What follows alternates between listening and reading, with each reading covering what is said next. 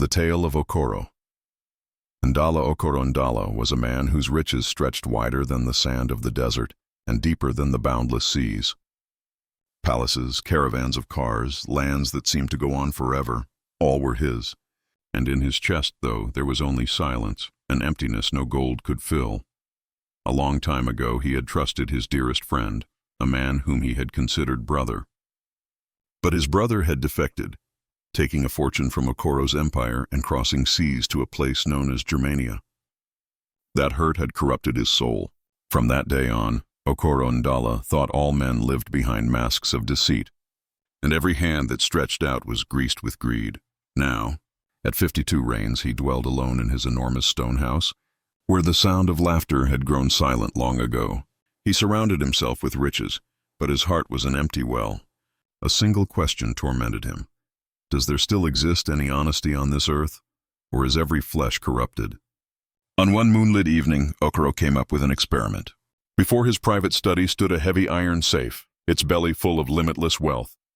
That evening, he left the door open a crack, its golden bundles of fresh Naira notes piled high inside. On the marble floor just beyond the safe, he placed a lone 500 Naira note, as bait for a secret snare. Then he leaned back in his leather throne, half-closed eyes feigning sleep, though each nerve in him was taut and ready. A moment later, the entrance doors groaned open. Amara Zawena, his loyal cleaner of 5 years, entered, her tired shoulders bearing the load of survival.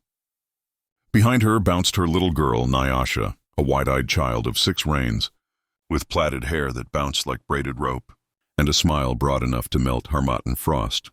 In her small hands, Nyasha held her dear doll, Oba, its worn fabric loved beyond comprehend. She sang a soft hum, following her mother. Amara began work in the living room, dusting the intricately carved mahogany with strong, fluid movements, her voice singing in a low Igbo lullaby. Nyasha, sparrow-curious, roamed softly down the hallway. Into the study, Okoro's pulse hammered within him. This is it, the little girl entered, her big eyes locked in place at the vision before her. A gaping safe, its pile of money radiating in the lantern light. She had never seen so much money. Okoro steeled himself. Surely innocence itself would yield to temptation, but Nyasha moved not hastily. She did not even look for long at the shining piles. Rather, her eyes fell on the isolated 500 note lying on the chilled marble floor. Reluctantly, tenderly, she picked it up.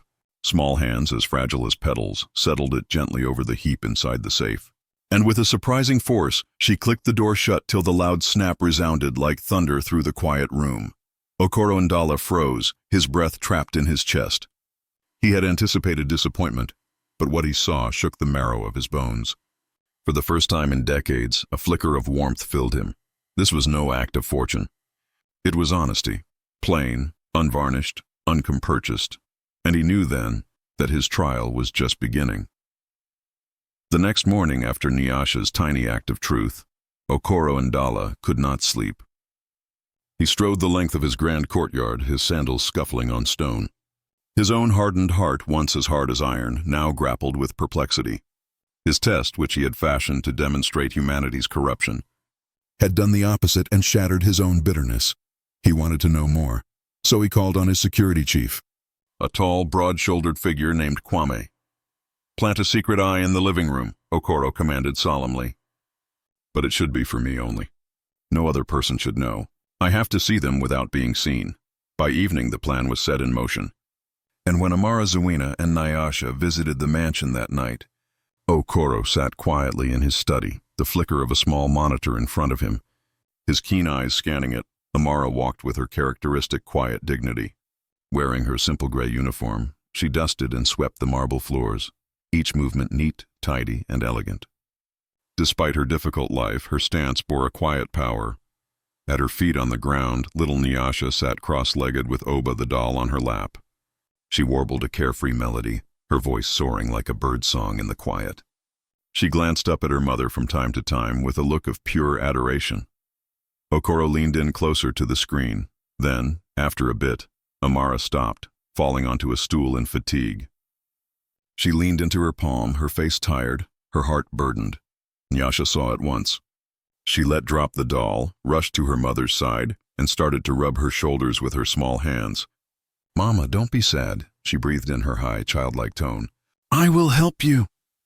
Then grabbing a rag, she mimicked her mother's actions, cleaning the legs of the grand table with determination, although her hands were small.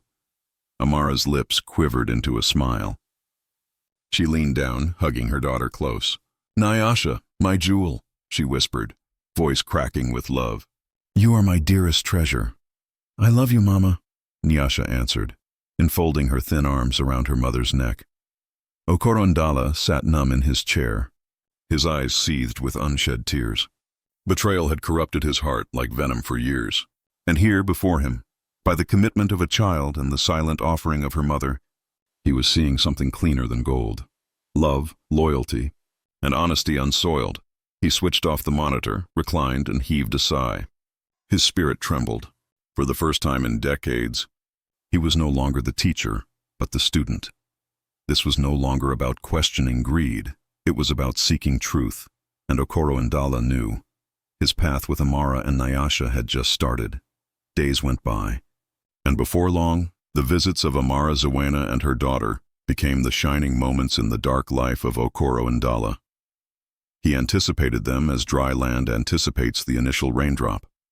But one night, the beat was disrupted. The big doors groaned and Amara stepped in as usual, the cleaning equipment in hand. But following her, Nyasha did not skip or hum. Instead, she staggered into the mansion, her little frame quaking with cries. Clutched in her shaking hands were the broken parts of her favorite doll. Oba. Its head had broken off completely, leaving its cloth body hanging limp. To Nyasha, it was like the end of her world. Amara let go of her tools and knelt, folding Nyasha into her arms. With the edge of her wrapper, she wiped away the tears from her daughter's cheeks. "Hush, my child," she whispered quietly. "Do not weep. Mama will get away to repair him." From his secret room, Okoro observed with the hidden eye. His heart constricted. He knew Amara couldn't possibly buy a new doll. And he knew Oba was not just a toy. It was Nyasha's friend, her quiet companion. Silently, Okoro stood up from his leather chair and went into his personal workshop. The air was filled with the scent of wood and oil, and was cluttered with tools from long-abandoned hobbies. He worked efficiently. He picked up a thin wire, a small vial of concentrated glue, and a clean cloth. With a bowl of warm water, he came back and stood off in the shadows, ready. Nyasha, her tears slowing, attempted to distract herself by assisting her mother dust the shelves. But her movements were stiff, weighted with grief. The glint in her eye had been extinguished. Okoro cleared his throat. Soft, Amara and Nyasha started, turning to him. "Good evening," Okoro stated, his voice deep but smooth. His eyes dropped to Nyasha. "And what has occurred here?" He nodded towards the shattered doll in her hands. Nyasha bowed her head. Her lips trembled. "Sir, Oba is broken." Okoro extended his hand. "Let me see." With steps that faltered, Nyasha put the doll's fragments into his palm. Okoro looked at them in silence. In that shattered material and snapped neck, he beheld something else. He saw himself, betrayed, torn asunder, faith destroyed. Her pain mirrored his. Silently, he sat at the reading table. Amara and Nyasha stood beside him, their eyes locked on him with delicate hope. Gradually, hands as rock steady, Okoro set to work. He spread the glue, inserted the thin wire into the neck, and pushed the head back into position gently. His motions were slow, measured, full of a strange gentleness, as if this little doll were the most vital object in existence. Minutes seemed to be hours. At last he picked the doll up and held it aloft. "There you are," he said quietly. Oba is complete again. Nyasha's face flooded with sunlight. She grabbed the doll, clutched it close, and exclaimed with delight, "Thank you, Okoro. Thank you." Tears filled Amara's eyes. She fell to her knees, her voice shaking. "You did not need to, my lord." "But thank you," Okoro smiled weakly. A man must always repair what is broken, no matter the size. But deep inside, he knew he had not merely patched a doll. He had restored something much greater. That evening, as he listened to Nyasha's laughter return, Okoro realized, in healing Oba, he had stitched together a fragment of his own broken heart. The following morning, Okoro N'Dala invited Amara Zawena to his study. She went in softly, in her simple gray dress, her hands clasped before her. Her eyes darted toward the open steel safe in the corner, bundles of crisp naira cascading from its shelves, before she hastily averted her eyes, her heart racing. "Why is the safe open? Why has he requested me here?" "Please, sit," Okoro told her, motioning to the chair facing his desk. Amara sat down, sinking in carefully, tension shaking in her breast. Okoro bent forward, his face serious, his voice full of secrets. "I have a story to share with you, Amara. It is about a man who had it all. Wealth, homes, cars. But inwardly he was hollow. One day, the friend he trusted most deceived him, stole his money, and escaped overseas. From that day on, he lost confidence in man. He felt the world was inhabited only by greed and deceit." Amara's eyes opened wide. She didn't stop him, but her fingers dug tightly into the edge of her wrapper. Okoro's voice gentled. "So, the man created a test. He left his safe ajar, its treasures unguarded, waiting to validate his conviction. He waited for someone to fail." He stopped, his eyes hard into hers. "Amara, it was your daughter Nyasha who entered that room." She viewed the fortune in front of her, but she did not touch it. Instead, she took up a little note on the ground and returned it to its place. She corrected what was wrong. "That child, your child, taught me something I thought no longer existed. Honesty," Amara gasped, her lips shaking. One tear made a path down her cheek. "So, Nyasha is good," she breathed brokenly. Okoro shook his head. "No, Amara, she is not just good. She is a mirror, reflecting to me the man I used to be, the man I had lost sight of. And you?" His voice became warm, verging on reverence. "You are the mother who nurtured such a heart of gold, even in adversity." Standing up, he proceeded to the safe and extracted a thick stack of bills. He sat it on the table in front of her. Amara's hands trembled. She stepped back. "No, my lord, I cannot accept this. It is too much." "I am nothing but your cleaner." Okoro's expression softened, a soft smile on his lips. "Amara, you are not only my cleaner. Today and from now on, you and Nyasha are my family. This is not a gift, it is an investment. An investment in a future where honesty is not lost." Tears streamed down Amara's face. She pushed her shaking hands against her chest. "Sir, I don't know what to say." "Then let me speak for you," Okoro said softly. "I have already talked to my lawyers. A new home awaits you and Nyasha. She has been enrolled in one of the best schools in Lagos, and very soon a foundation will be born, Nyasha's foundation. A center where children like her will be offered the opportunity to shine. And Amara," his voice became stern, "you will head it."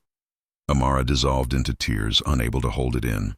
For so long, she'd stooped over floors, washing away her existence in darkness. And suddenly light had hit her. Okoro's own eyes shone with honesty. He leaned in. "So tell me, Amara, are you ready to assist me in searching for more Nyashas in this world?" Weeks passed into months, and before long, the world saw the emergence of something new, the Nyasha Foundation.